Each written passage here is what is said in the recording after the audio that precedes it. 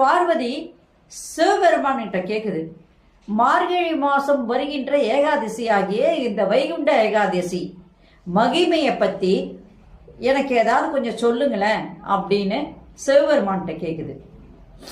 அப்பா அவர் சொல்றார், எவர் ஒருவர் மார்கழி வைகுண்ட ஏகாதசி நாளில் முழு விரதம் இருந்து இரவெல்லாம் கண் விழித்து திருமாலை வழிபாடு செய்கின்றார்களோ அவர்களுக்கு வைகுந்த பதவி கிடைக்கும் என்றும் சொன்னார். வைகுண்ட பதவி கிடைக்கும் சொன்னார். ரெண்டாவதா என்ன சொல்றாருன்னா, ஓராண்டுல 25 ஏகாதசி வருது.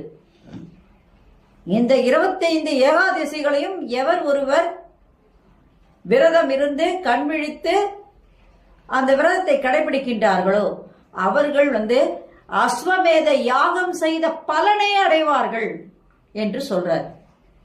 இவ்வளவு சிறப்பு வாய்ந்ததுன்னு சொல்லி சிவபெருமானாலேயே சொல்லப்பட்டது. அதை பார்வதி தேவி கேட்கிறாங்கன்னா, அப்பா அந்த விரதம் எப்படிப்பட்ட மிகவும் புண்ணியமான ஒரு விரதம் என்பதை நீங்க புரிஞ்சுக்கணும். இப்ப மனிதர்கள்ல ஓராண்டு காலம் என்பது தேவர்களுக்கெல்லாம் ஒரு நாள். மார்கழி மாசத்துல விடியற் காத்தா